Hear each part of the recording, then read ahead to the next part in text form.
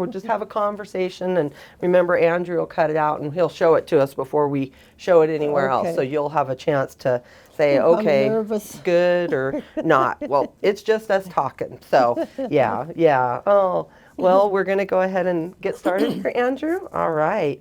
Well, thank you so much, Miss Neal, for helping us kick off this series of elevating the voices of our Okay. elders in Montbello. And so thank you so much for being here. I'm flattered that I was asked. Oh, I well, feel thank honored. you. Oh, And I want to thank you for serving your energy and dedication to this community. So here's a big oh. virtual hug for Oh, you. thank you, thank you. Oh, well, thank you so much. And you know, having friends and constituents just like you to help us do what's right in the neighborhood and make sure that we're being responsive. And so we wanted to start out this series. If you wouldn't mind for us stating your full name and where in District 11 do you live?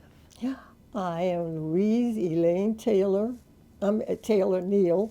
I go by Elaine, and I live on Uvalde and 51st. Oh, And I've been there wonderful. since 1972. Wow. Oh my goodness. Wow. All the history that you've seen for sure. Well, and where were you born and how did you end up in Denver? I was born in Roanoke, Virginia, and I ended up in Denver. My husband was in radio here. I met him when I was teaching in France, and his last year he was at Los Angeles Air Force Station and going to broadcasting school. So I was teaching in Compton, California then. And after he got out of the Air Force, his first job in radio was here in Denver at KDKO, the Soul Station.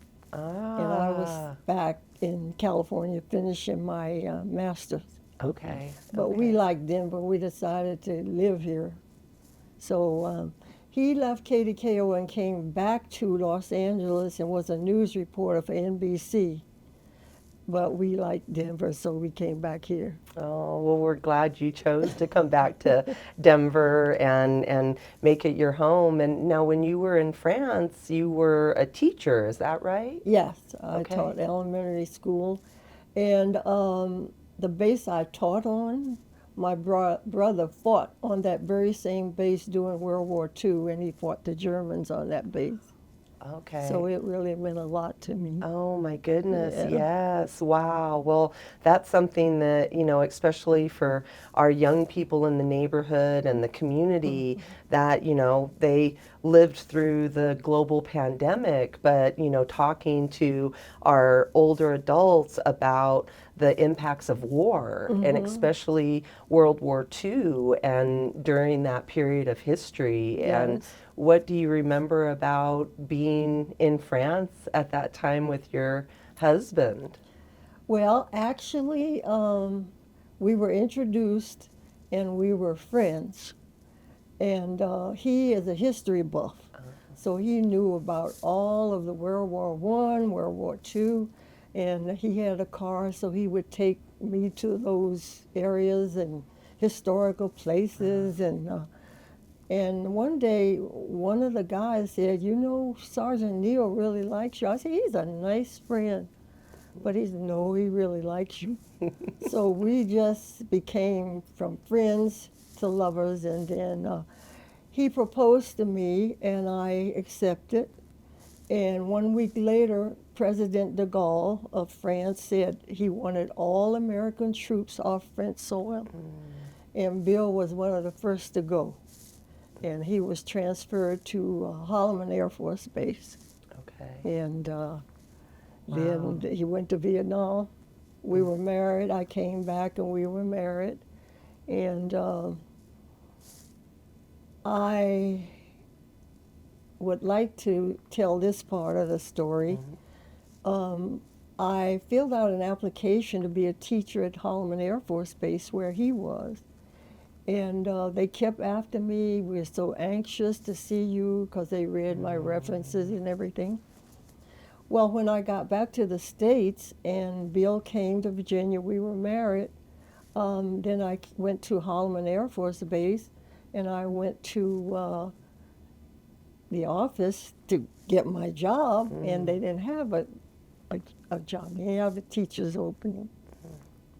And so that kind of shocked me because they really had, been anxious and everything. Well, I decided I would be a substitute teacher. After the third day, the principal said, "Could I speak to you in my office?" And I said, "Yes." And he said, "Mrs. Neal, I want to tell you something.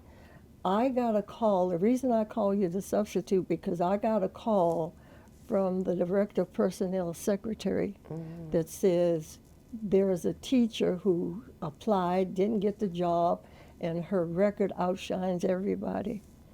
And he said, "They thought you were white. And then when you showed up with your husband for the interview, they didn't have a job." But I never gave up. I turned stumbling blocks into stepping stones. And I wrote they said my transcript wasn't, my transcript didn't allow me to be a teacher. And, but anyway, I just pressed on and I wrote a letter to the head office, and they read it. They went to, actually somebody went to the Director of Personnel office. Wow. Nice. And Good. said, "You're going to have a job." And I had a permanent job. Oh my goodness! Wow.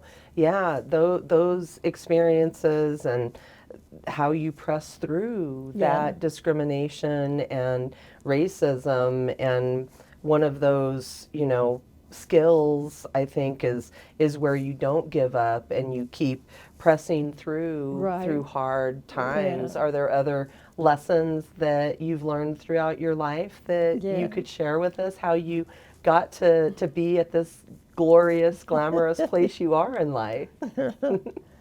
Well, I just keep, like I said, you can turn stumbling blocks into stepping stones. And I don't give up.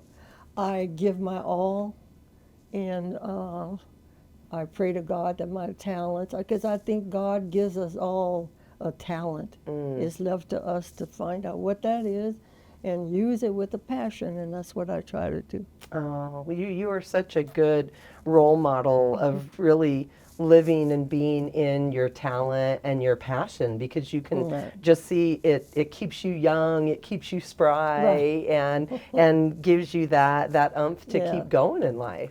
Yeah, I think I don't care how old you get, you can help somebody. You can't help everybody, but if everybody would use a passion to help somebody, what a world this would be. Oh, it really would. It really would. And, that's one of the reasons we wanted to do these interviews, were really to highlight where people have lived full, wonderful lives and are continuing to give back, and how inspiring that is, especially for young people or people who are struggling, because we know for many people every day is so hard for them, and they maybe don't have an aunt or a grandmother to reach out to say, "How do I do this? I don't know how to continue on." Exactly. Yeah, definitely. Well, growing up, to keep yourself healthy and to stay active and everything that way, were there certain things that you did growing up? Or I know that you shared that, you always had a lot of fresh fruits and vegetables and good produce, but some of those home remedies to keep you healthy. Well, in those days, you had your own garden, and the vegetables and everything you would can. And I used to hate to see summer come, because my dad would have bushels of green beans, bushels of peaches, bushels of everything. And then my mother would can them, put them in the jars, and down in the basement we had a special shelf, because that's where it was cool, that they put all the canned goods. And then we didn't have canned biscuits. Oh no, cakes from the no, everything was from scratch. Wow. And by doing that, you didn't have all the chemicals in the food and all of that. And we were very seldom ill, very seldom. And I think it's because of that. But when you got a cold, there was mineral oil coming. And of course, we were fed cod liver oil. All of these oils were supposed to, make us healthy. Uh-huh.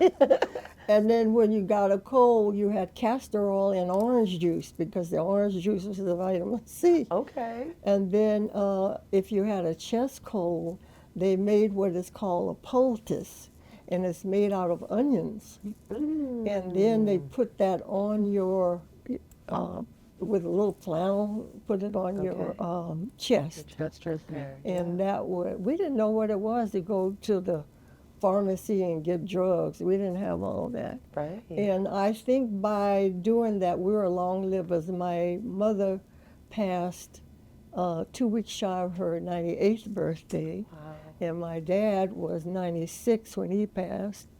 And I don't know when my day of going is, but I will be 95 October 3rd. Wow. So, Wow. yeah, so Well, it's lasting. we've talked about avoiding Mother Nature and Yeah. Father Time and everybody, that we won't tell them where Miss Neal is because we want to That's see you right. for your 100th birthday and celebrate with you. Wouldn't that be a kick? I know a lady asked me the other day, because I said, stop complaining. I said, how old are you? She was 46. I said, well, I'm 94. She jumped, no, you're not. I said, yes, I am. What's your secret? I went like, I don't hang around with anybody negative because they will bring you down. I'm very involved in volunteer work. I'm a Christian, and I do have a honey back in Virginia. Nice. My husband nice. passed 23 years ago, Wow. so I have a honey back in Virginia. She said, oh, it's the honey back in Virginia. I said, no, it's the man upstairs. And I said, and I hide from Mother Nature and Father Time. Yeah. So I said, yeah. if they come Oh. and ask for you, tell them you don't know who that is. Right, right. Oh, for sure, for sure. Well, and I think having those good role models, but then, you prioritizing your faith and giving back to others, and then Right. companionship is Yeah. important. You want to have that person to share your joys and sorrows in your life with, and that's important. I think sometimes people are like, oh, well, I don't need that, or it's too much trouble, etc. But it makes your life fuller being able to share those experiences. And getting involved keeps you from being lonely, keeps you from being just doing anything. I can't. And the worst thing was when the pandemic came and I was isolated. I felt really bad, and not going and doing. And of course, I have health issues now, so that kind of slows me down, but it's not stopping me. Well, that's good to hear, because we need you out and about in the community. And yeah, we heard a lot from people, even young people, that isolation or not feeling like they had somebody during the pandemic, and they're kind of struggling at this point and time. And I guess, how have those experiences where you experienced great loss, what was your process to keep going? I know you've talked about your faith in God and being healthy and everything, but sometimes people struggle just even getting out of bed in the morning, or even getting their day started, and that can kind of start a process of troubles that way. And so how did you handle those struggles? Well, actually, and I have to admit, I do get depressed. I have anxiety. I suffer from fibromyalgia, which is a musculoskeletal disorder. And I have a hard time I remember that my age, but accepting what aging does to your body. And I have a strong faith in God. In fact, I asked him the other day, did I piss you off? Are you punishing me for my sins? Oh no. But Reverend Golson preached a sermon one time that said, God sends us through some storms sometimes to test our faith. So I said, God's testing my faith, but I really am close to God, and I have a deep faith in God, and that's what keeps me going. Oh, And, I love that. yeah. Oh, that. And sometimes, I have a lot of friends who call me because they say I lift their spirits. And I think God makes some of us, He makes all of us a vessel for somebody. And if there's something that I can say to lift you up, you know. And I have a girlfriend, she's been through a lot. And so I've been praying so much and so hard. I told her the other day, I said, God told me, don't worry me to death. That's my daughter. I got this. I'm going to heal. Nice, nice. Well, that's So- what you want to hear. Well, she laughed, and that's what I try to do is lift somebody's spirits. Yeah. Well, and I mean, I think recognizing where those are your strengths and really leaning into those strengths Yeah. and how important it is, and where with your life and those happy moments that with your family growing up, or Right. what are some of those memories that like were holidays super important, or did you have special customs that you kind of followed all the time for the holidays, or? Well, I have a mother and father and 3 older brothers. I was the only girl and the baby. Wow. My parents told me they were trying to have a little girl, and here comes another boy, and they were going to give up but try one more time. So here I am. Yes. And I was spoiled because of my older brothers, but my parents were of a deep Christian faith. We came up in the church. We did not have a telephone. We were too poor to have a telephone. We did not have television during those days. You went to church. You didn't miss school because that's where you had your social reaction. Oh yeah. And so you were either in church or school, and Sunday was Sunday school, the main service, 6 o'clock service in the evening. So you didn't miss church, and you didn't miss school. And of course, the church always had a lot of activities for youth. Okay. And that is what really gave me a value system.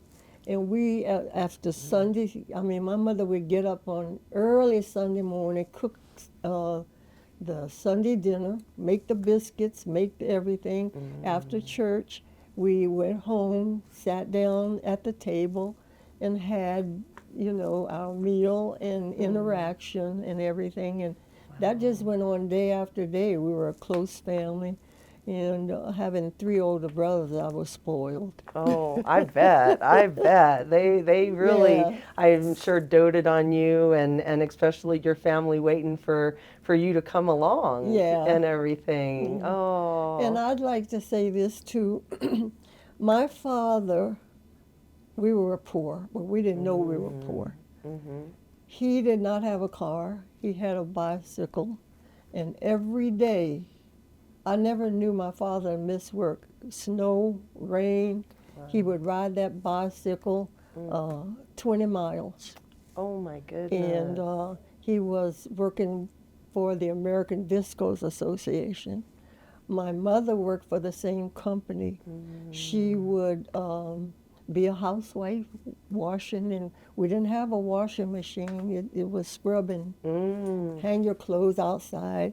And she would do that, and then she'd go to work at 3 o'clock, get off at 11.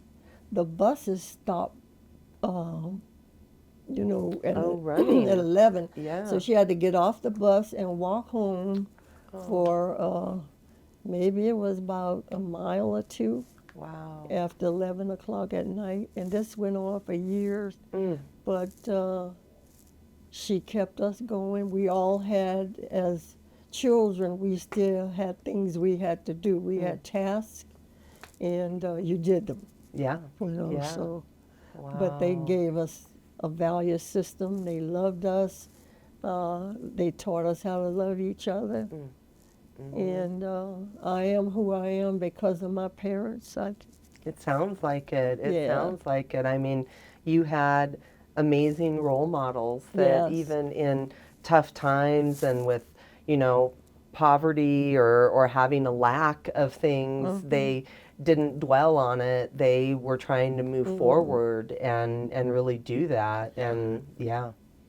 We lived about 2 blocks from the school, and we were children of the village. And sometimes I could not understand when I got home from school. My mother knew everything I had done, and I don't know to this day. She wouldn't tell me.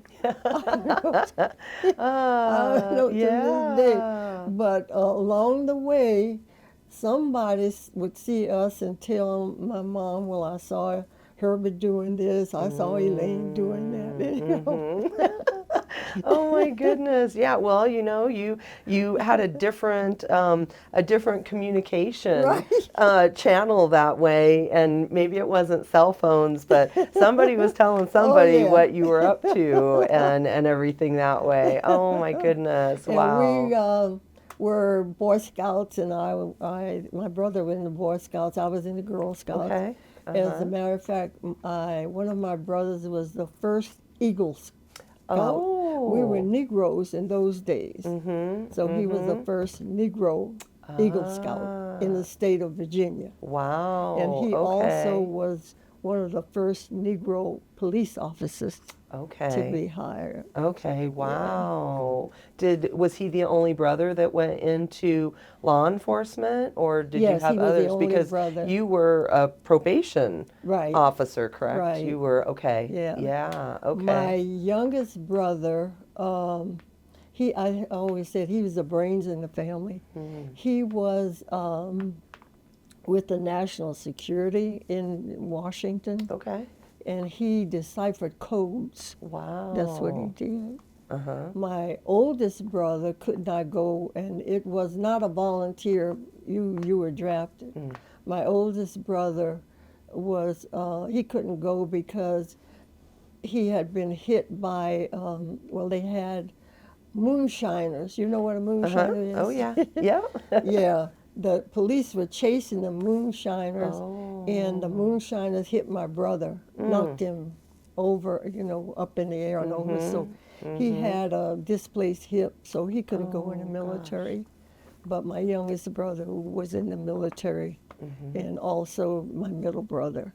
Wow. Yeah. Wow. Oh my goodness. Well, with, you know, families and with how, you know, you've been in Montbello for so many years and seen so many of our families grow up and everything, you brought a few things today for us, and I wondered if you might talk a little bit about them. You have a family picture here, and then this looks like your honor from when you were an officer, a probation officer?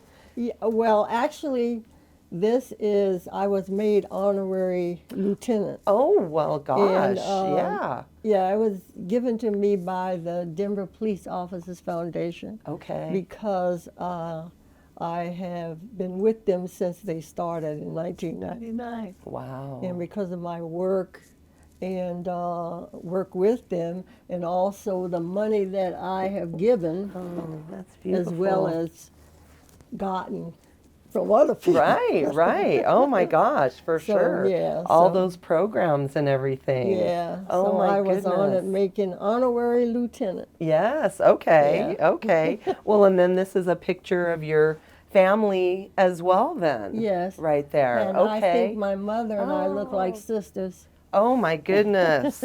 You do. Oh, how beautiful. Oh my goodness. What a beautiful family.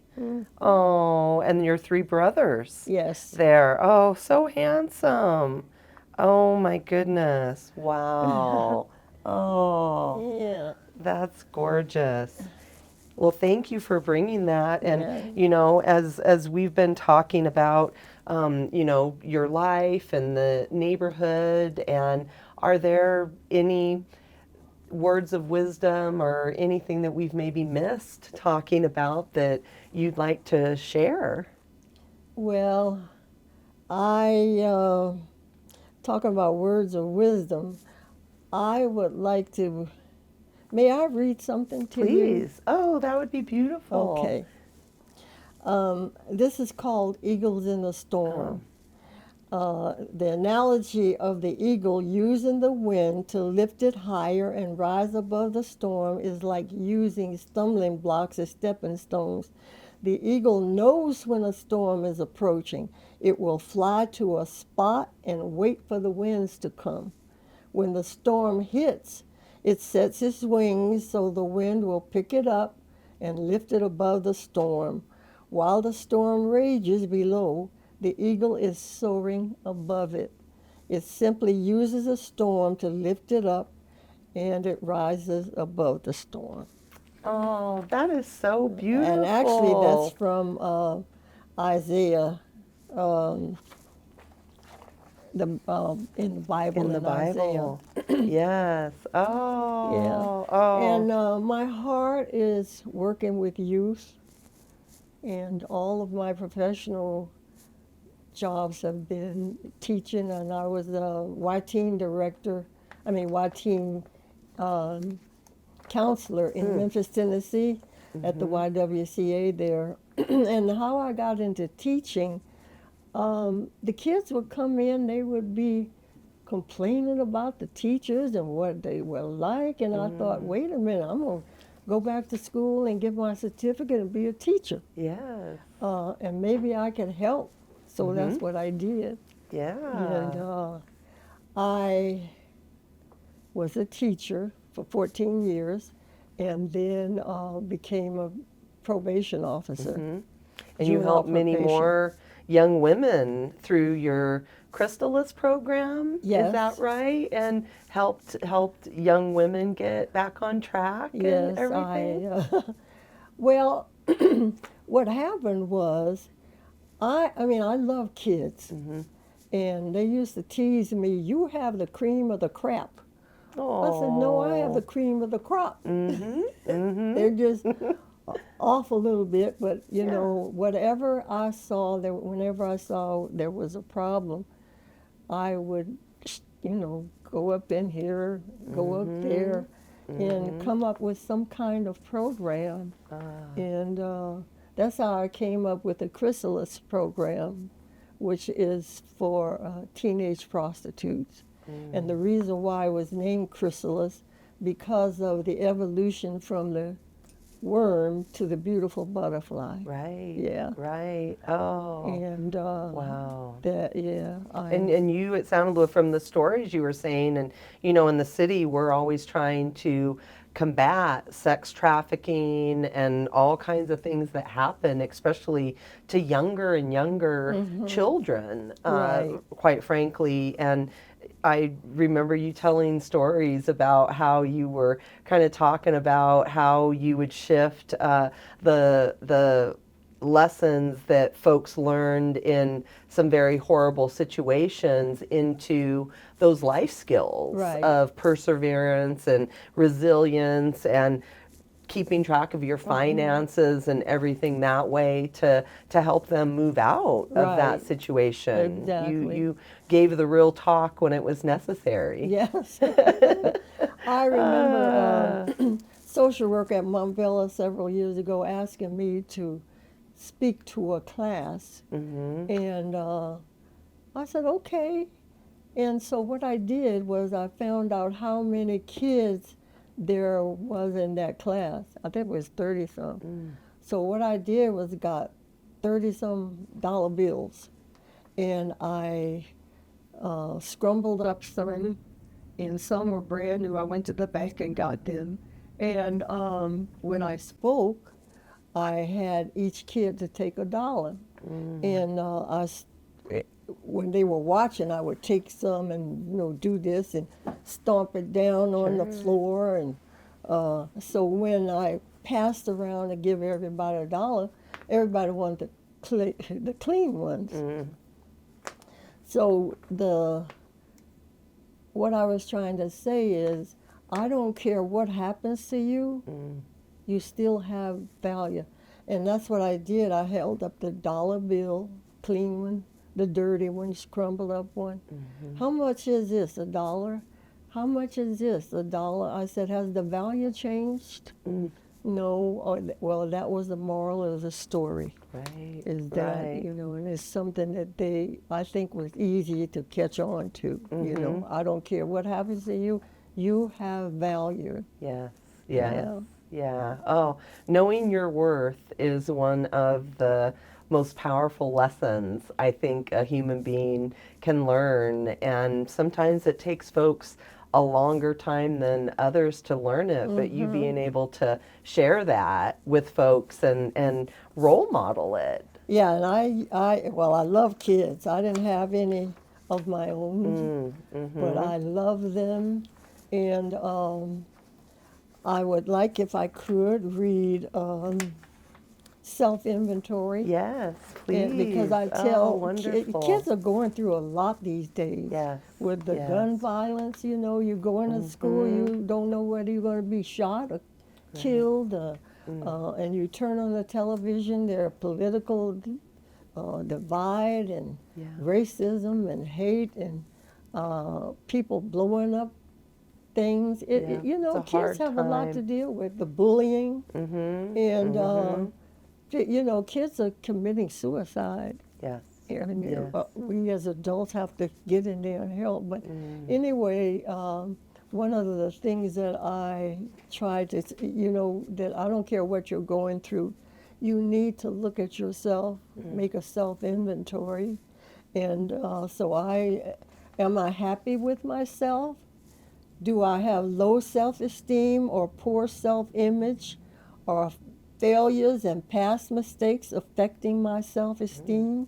Is negative thinking affecting my health? Are my habits affecting others? How do I deal with others' habits that might affect me? How do I communicate with others? Am I open and honest? I mean, this is a self-inventory, but we have to, I don't expect a child to sit down and go through all this. We have to use this with children and guide. Right. Yeah, it's so important. And those are really great reflective questions for anybody to ask at any time. But, trying to destigmatize mental health. And, I appreciate your honesty about depression and anxiety because, depression and anxiety are old friends of mine as well. And there's ways that you can build up your toolbox to combat that, but then also, talk therapy or medication if you need it. If you have a headache, you're going to take something for that headache, and being able to talk about that openly and honestly, because I think that there's so many families, and especially families of color, it was dangerous to talk about mental health struggles because you could impact your family, you could lose your children. Exactly. There were very real consequences to that. And I think you talking openly and honestly about that, it would resonate with others that are like, wow, I'm struggling with that as well. And I loved being a probation officer because kids were getting in trouble. Some of them were from homes that you could understand why they were in trouble. But my attitude was, when I got assigned the case, I'd make the appointment. I read through the file, and depending on what I read, I might have them to come to the office, or I might go to the home. My whole thing was, we are a team. You don't run my office from your house. I don't run your house from my office. We are a team. And so some families, I have to laugh because I had what I call a shoebox therapy, and I would get a shoebox, and I would, instead of, getting into an argument with your parents, you just write down, I'm angry because you said this and you did this, or the parents could write, don't interact, don't talk, you just put it on that paper. I gave them paper, and you just, fold it up, put it in that slit, and I taped the box around with the tape you could take off. And I'd go back on a certain day, sit down, and I'd look at it, what they said, Right. and they would laugh. That, I didn't know bet. you did." And then I would have what I call role reversal. The parents would become the children, and the children become the parents. Okay. And one man, I never will forget, he called me, he said, Miss Neal, can we stop now? I said, why? And usually I start on Friday and stop on Sunday, and I'd go back with the family on Monday or Tuesday. Oh, all He right. said, I don't think I could take it. He can't do it anymore, huh? It's too much. He really got Yeah.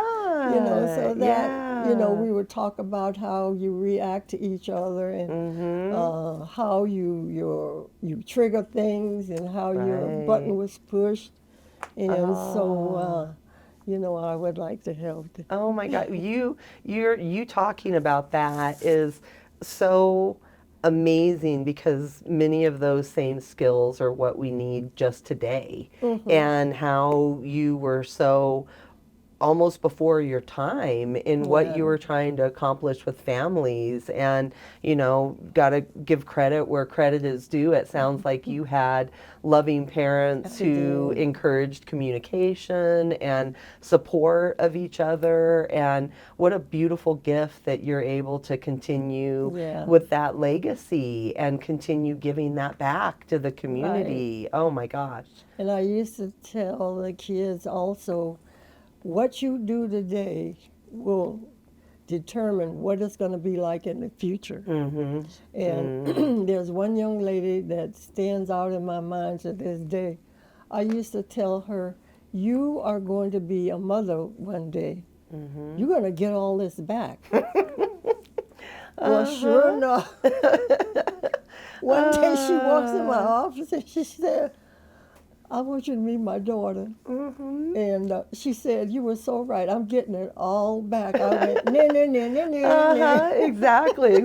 That's what my mom tells me when I'm dealing with my daughters and my kids. She's like, I always told you were going to get it back in some way. And, sometimes you have to go through those experiences to really learn. And what a gift having you join us today. And I've learned so much from you. And just thank you so much for being who you are and sharing that with the rest of the community. We love you so much. Thank you for inviting me. Oh, well, I'm thank glad to you. share. Oh, my goodness. And I really appreciate you and your staff, because they are my you're all my go-to people. When I have an issue or a problem, I contact somebody in this office, and it's always taken care of. Oh, well, you're our first priority.